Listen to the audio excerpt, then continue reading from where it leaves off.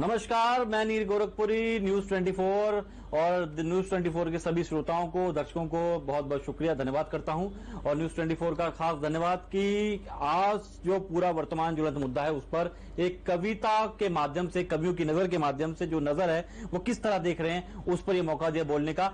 देश में हम तीसरे लॉकडाउन के चरण में पहुंच गए हैं और 40,000 के पास भी पहुंच गए हैं, यानी पॉजिटिव मामले बढ़ गए। इस पर एक कवि क्या सोच रहा है, पूरे सोशल मीडिया पे तमाम नाराजगी है, लोग नाराज भी हैं, और एक कवि क्या सोचता है मैं आपके बीच में रखता हूं। कविता के माध्यम से देश के दिग्गज नेता किस तरह से अपने तर्क देंगे वो भी आपके सामने रखता हूं। सबसे पहले आइए कुछ कविता के आपके सामने मैं पंक्तियां रखता हूं कि अर्थव्यवस्था सुधारेगी सरकार सख्त फैसले लेके, अर्थव्यवस्था सुधारेगी सरकार सख्त फैसले लेके, खोलकर देश में तमाम छोटे बड़े शराब के ठेके, खोलकर देश में तमाम छोटे बड़े शराब के ठेके। इस तरह भी संभव है दूर हमारे डर का होना, इस तरह भी संभव है दूर हमारे डर का होना, पीकर टल्ली रहो फिर काहे का कोरोना भरोना, पीकर टल्ली रहो फिर काहे का कोरोना भरोना।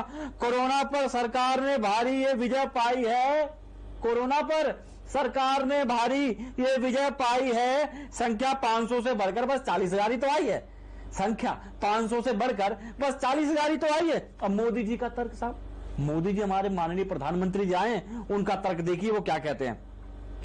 पीएम फंड का मित्रों, पीएम फंड का ओवरफ्लो अभी कम है मित्रों, पीएम फंड का अभी ओवरफ्लो कम है मित्रों, इसलिए ठेके खोले हैं तो क्या गम है मित्रों, इसलिए ठेके खोले हैं तो क्या गम है मित्रों। मनोज तिवारी का साहब अलग तर्क है, वो भाजपा के हैं, दिल्ली प्रदेश के अध्यक्ष साहब, और पता नहीं कई बार क्या बोल देते हैं। अभी वीडियो वायरल हुआ, वो टेम्पू को हरा झंडा दिखाकर रवाना कर रहे थे पीछे से।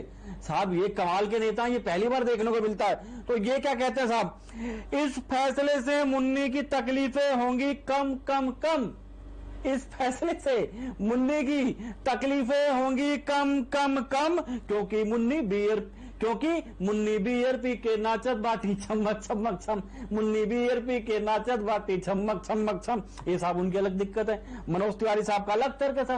अब हमारे देश के देखिए एक दूसरे केंद्रीय मंत्री हैं राजनाथ सिंह जी, वो क्या कहते हैं। राजनाथ जी कह रहे हैं, आदर्श महोदया इस फैसले से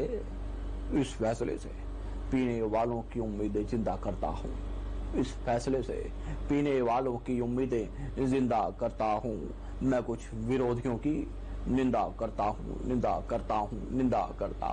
इन्हें साहब निंदा से फुर्सत नहीं है, ये निंदा करते हैं, तो इन्होंने खैर निंदा करी, इन्होंने विरोधियों की कर दी जो इसका विरोध कर रहे हैं साहब। अब हमारे देश के एक दूसरे नेता हैं साहब, वो आए और अभी सांसद बने, पंजाब के फिल्म एक्टर थे, आपको मालूम होगा, घातक हीरो सनी देओल साहब। अच्छा उनका भी तर्क है, वो क्या कह रहे हैं, वो किस तरह से देखे से, आसमान से विस्की वोडका बरसती नहीं है, ओए आसमान से विस्की वोडका बरसती नहीं है।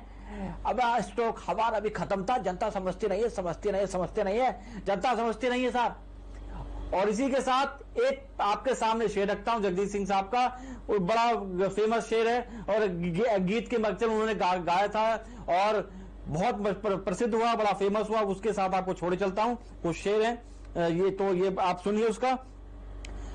खुली खुली सी बियर, खुली खुली सी बियर, बेकरार हो के नहीं। बियर खुल गई तो यार दोस्त आपस में बैठे दूसरे को देख के ही बोलेंगे, जगदीश सिंह जी साहब का शेर गाएंगे वही कि खुली खुली सी बियर, बेकरार हो के नहीं, जरा जरा सा सही मन में प्यास है कि नहीं, खुली खुली सी बियर। तो साहब बियर खुलेंगी और अब यह भी संभव है कि घरेलू हिंसा भी बढ़ेगी। अब इन सब के बीच में सरकार को इस पर ध्यान देना चाहिए, लेकिन एक सवाल के साथ, बिल्कुल सवाल पूछना हम लोकतंत्र में है, हमारा फर्ज है, एक सवाल के साथ कि पीएम फंड में इतने करोड़ों की पूरे देशवासियों ने, तमाम लोगों ने, बड़े बड़े उद्योगपतियों ने तमाम पैसा दिया,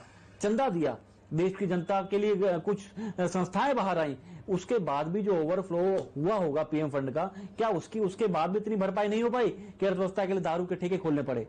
सवाल बनता है और हमें पूछना चाहिए।